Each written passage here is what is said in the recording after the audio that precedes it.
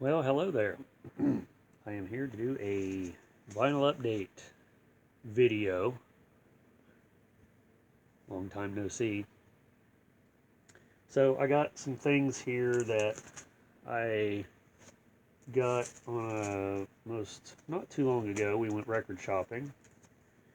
And then I also got some stuff on DISCOGS because, I can. First thing I want to show here though is these I ordered a while back. I don't think I ever showed them. They're record mitts, and this came in a package of 3. Was it 3? Yeah. And they're just like record mitts, and you fold them over like this to pick up the record, so you don't actually have to ever touch the record. So that's sort of cool. They work really well. I've been using those, and I'd like to probably order some more of those. But yeah, I just found those on their Hudson Hi-Fi is the brand that I got, and I just found those on Amazon, and they have a website too. And then I also picked up these Ramones calendar for 2022. These came from another country. I'm not sure exactly where. I ordered them on Amazon, so they were a little late, but I just wanted the calendar for the pictures, not necessarily because it's, I mean, this is already February, but it has a lot of cool pictures there with it. And then I also got this one, Plasmatics calendar, because when I was looking for something else, I don't remember what it was, and these came up on the search. I was like, what? I have to have those. My sinuses have been driving me crazy for the past month or two. I don't know if it's the weather or what it is, but I'm over it. So anyway, show some of I've been on this 45 kick for a long time. And I've been getting on DISCOGS, which is a bad thing. It's good and bad, because you can find stuff on there, And some recent ones that I just got, this is the one I actually ordered, and then I got 2 more from the same seller. This is John Zackerley, The Cool Ghoul, Dinner with Drac, Part 1 and Part 2 on Cameo. As I seen that, I was like, what? And the prices are really good on those. I mean, it varies like it does on anything. The prices fluctuate depending on the seller and where it's coming from and shipping and handling. And I also got the Rivieras with California Sun, which that's a great song too. A lot of bands have covered that. The Ramones, definitely. And then the Fender Men with Mule Skinner Blues. Another great one, which you don't see much as far as on single. And then these I might have shown this one in another video. I don't think I did. It's possible I did. I ordered this on DISCOGS too a while back. Captain Beefheart and his Magic Band, Plastic Factory, and Where's the Woman on the other side. And this is on Buddha Records, one of my favorite record labels of all time. So there's the album, or the record. Love the label. You've heard me talk about Buddha. It's just not only is it cool to look at, if you've never seen it, it's like you see that, it's like, wow, look at that. But it's nostalgic for me, of course. So, and then this one I really was happy to get. MC5, Kick Out the Jams, and Motor City is Burning on the other side. And this one, I was amazed that I was able to get. I mean, I've been trying to get some Stooges 45s for a while. Those are really ridiculously outrageous. Even if they're not originals, they're outrageous. So, needless to say, don't have any of those. So I was under the impression MC5 was as hard to get, and while we're on the subject, and currently right now, the nominees for the Rock and Roll Hall of Fame, you know, they have up their fan vote, and you can vote for 5 artists at a time, and then I guess, I'm assuming the artist that gets the most votes, 5 go in. I know the fan vote isn't 100% of what decides who goes in, but I think it just lets the fans think they're doing something. Now, I don't work for the Hall of Fame, so I don't know if that's true. It's just what I've heard. But I try to vote every day if I think about it, and Judas Priest has been nominated 3 times, and they still are not in the top 5 of the votes. I don't know if that matters or not, but it's aggravating, probably to me and to other fans of Judas Priest. And, you know, they really want to go in. It's obvious to me. Some bands don't care, but I think they really do. So, the New York Dolls and the MC5 is also on the list, and they're clear at the bottom. And it's like, I just don't understand why bands that influential, that's been around that long, not as a touring band, but, you know, chronologically, influence, you know, those things should outweigh, you know, people that vote now, because right now Eminem is number 1. That's because my opinion is the people that's voting are of the age bracket that grew up with Eminem, that is fans of him. He also just did the Super Bowl halftime. He's in the public eye at this moment, being talked about, so of course he's going to get the most votes. Duran Duran is number 2, which, and this is the last time I checked. I haven't checked for a few days, or a couple days. Duran Duran should definitely go in for influence, MTV influence alone. But yeah, as far as MC5, New York Dolls, come on. Really? Judas Priest, come on. Enough of that. Here's some more 45s. I didn't even intend to say all that. These are, I just picked up random here and there. I don't know if I've showed these or not. The Doors, Touch Me. Wild Child, also an Elektra. Same design there. Strange Loves, I Want Candy. Sonny and Cher, I Got You, Babe. The Fifth Dimension, Aquarius, Let the Sunshine In. Shangri-La's Leader of the Pack. Jefferson Airplane, Somebody to Love. Melanie, Will You Love Me Tomorrow? I love that record label too. It's great.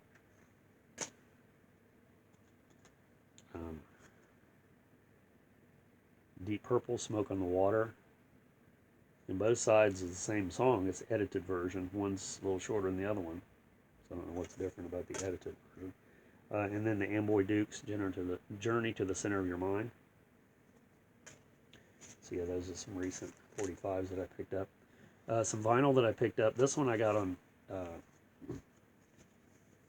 or some albums that I got. This one I got on DISCOGS. I used to have this on cassette 100 years ago. I got it at a Myers store. At that time, Myers around here, I don't know if all of them, but around here, that one was called Myers Square. And I had bought, there was 2 volumes, and I didn't realize that at the time, and I bought volume 2. And I don't even know if it said that on the cassette, I don't remember. But anyway, this is the exact volume, plus volume 1. So in the album form, it came, the whole thing was together. Metal Killers Collection. And this is a double album. And I had this one on cassette. When I seen this, and I've seen this online for a while, and it was a little bit more than I wanted to pay for it, because this is a German import. But I found it recently, and it was a really, I thought, a good price. It's a collector's series, supposedly. And I think there's another volume to this that has another double album. I'll have to check that out. But this is the one I really wanted, just because, once again, it's nostalgia. And the songs on here that I was just like, at the time, when I had this on cassette, I didn't have these songs, and I had never heard these songs before. So that made me a fan of some of those bands, and made me want to get some of their vinyl, some of their CDs later on. Venom, black metal, which is speaks for itself. Diano with Antigua, that was off Paul Diano's first album after he had left Iron Maiden. Tokyo Blade, Night of the Blade, it's an awesome song. Wrathchild, Twist of the Knife, which is Wrathchild UK, the total glam band. It's really cool. They had like Stack Attack was popular. Then you have Raven, Wiped Out, and some lesser known ones here too. Jim Lee, Burning in the Heat of the Love. Hell's Bells with the title track. Wendy O. Williams, Bump and Grind, which is a live video on YouTube. Go check it out. Thor, Start Raising Hell. Chrome Molly, Thanks for the Angst, which I think I bought that on cassette just because of that song. Wasted, Rocksteady, and Diamond Head, Am I Evil, which was covered by Metallica, made famous by Metallica. And I want to say that I like Diamond Head's version better, just because that's the version I heard first, because I don't think I had heard the, I don't think I had heard the Metallica version until, I think the first time I bought Kill 'Em All. At that time, it was they had 2 bonus tracks included, Blitzkrieg and Am I Evil, which was later put on the Garage Days compilation, the double CD one, not the earlier one. Anyway, and then this, when we went record shopping, I had never seen this, so I had to get it. The Cramps, Sinners. Awesome artwork. I'm such a visual person that when I see the artwork that grabs me, it almost keeps me from, I mean, I will buy that before I'll buy the,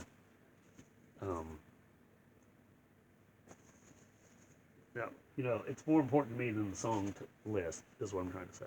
So I'm going to use my record mitt to take this out, show you, because it's colored vinyl.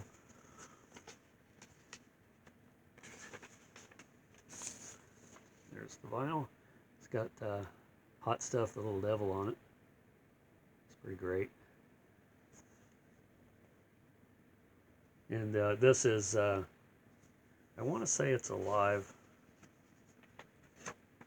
album. It's called Sinners Live in the Devil's Pot of Fire, is the full title.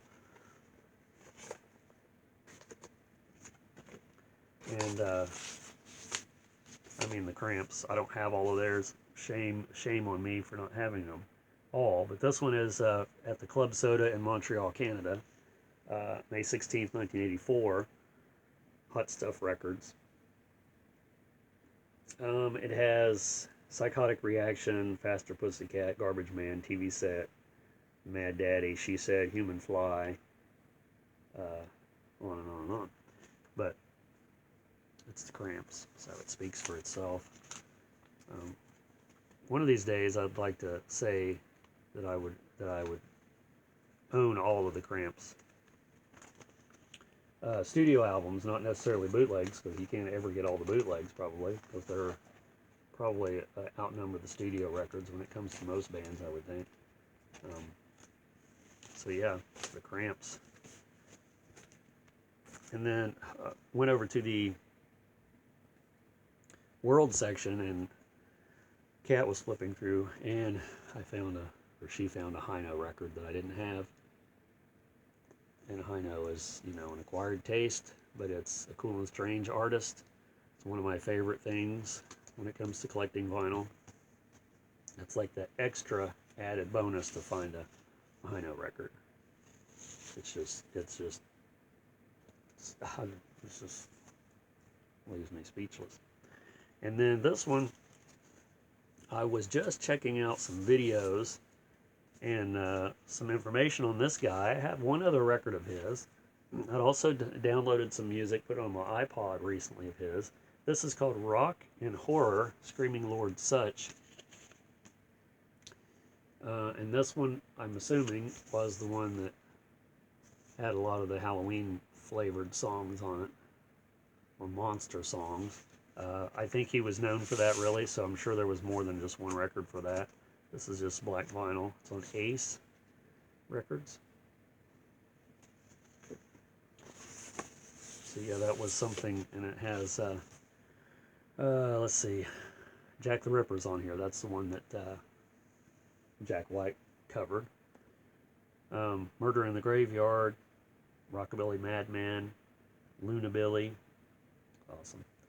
This album is dedicated to Freddie Fingers, Lee, Bob Burgos, Legendary Lonnie, Steve Golly, Glenn Stoner, and all other horror freaks.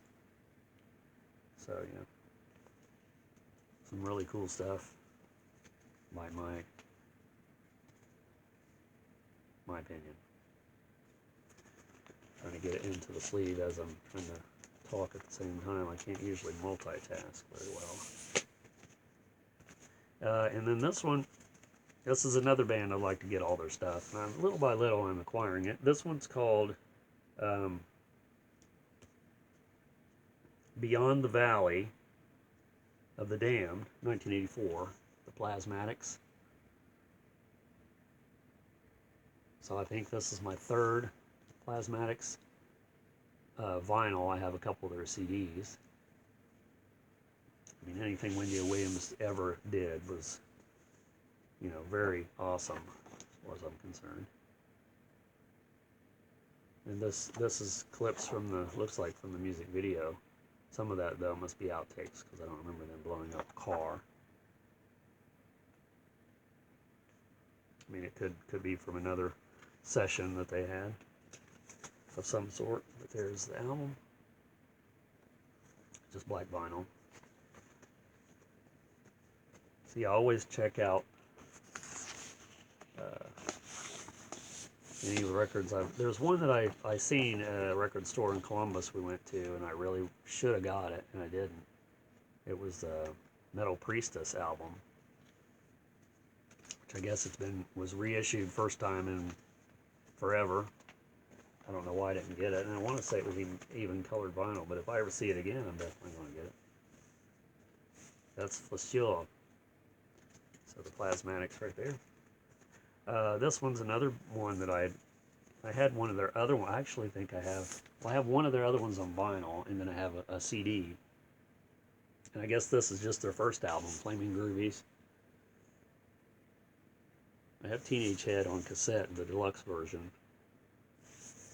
But this one's just cool. You can tell by looking at it. You don't even have to hear it to know that it's cool. Flaming Groovies was an influence of sorts. It's on Kama Sutra, one of my favorite record labels. And this one is colored vinyl. I keep looking at the clock is what I'm looking at, in case anybody's wondering. There's the album, pink vinyl. How awesome is that? Super awesome. Super awesome.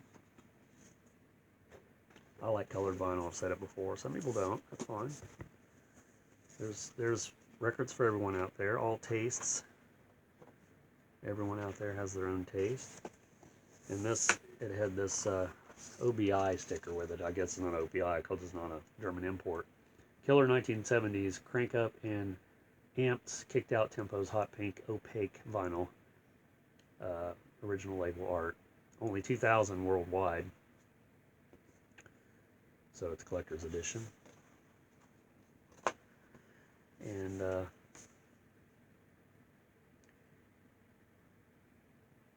yeah. I don't know how I was made aware of the Flaming Groovies originally. I think I had a compilation. I think I did have it on a cassette, and I have it on CD now. I might have had the CD anyway. It's one of those, it was a DIY, they had a DIY series that had different themes, and the one I had is Power Pop, and it had one of their songs on it. I can't remember which one now, but for the longest time, that was the only song I knew by them. So then me and Kat started going out record shopping, I started to notice their stuff, and it's like, okay, I need to start getting some of that, because I really like it. And then there's a movie. I have the Blu-ray upstairs. I forgot to bring it downstairs, or DVD. There's this guy that curates the music for Coachella every year, and that's his job. and he made a documentary about it. Specifically, one year that he was doing when he recorded when the video was made for the documentary. But I guess he'd been doing it a little while before that. Still does it to this day, as far as I know. I follow him on Instagram, and he has the name of the documentary is Record Safari, and I think it has his name on here. But this is the soundtrack to the documentary. Original motion picture soundtrack, limited to 300 copies, and it's on clear vinyl. And the vinyl itself, here's my record mint again. The vinyl itself is very unusual, and I didn't realize this the first time I pulled it out and looked at it until I went to play it. It's got like movie little clips of, I don't know if it's just any random movie or if it's the movie. And that side's got a blue label, and that side's got sort of a burnt orange label. So that's really awesome. I listened to the soundtrack. It's super good. It's very eclectic, and the music that this guy listens to is very eclectic. He has a wide variety of musical tastes, which I always appreciate. And then it came with this download card, which I'm not going to give that out, so I might end up downloading that, even though I do already have the soundtrack. I'd like to probably put that on my iPod, like I have space. So yeah, Record Safari. If you're not familiar with that, you might want to check out the trailer that's on YouTube, and if it's down your alley, you might want to buy the DVD. That's what I did. So that's all I got in this video. First video in quite a while. I don't know when my next one will be, but it could be shortly, it could be longly. Thanks for watching, subscribing. I really appreciate all my subscribers out there. I don't keep track of a whole lot sometimes, because I'm in La La Land. So much easier to live there, I guess. But we'll see you in the next vinyl update. Peace out.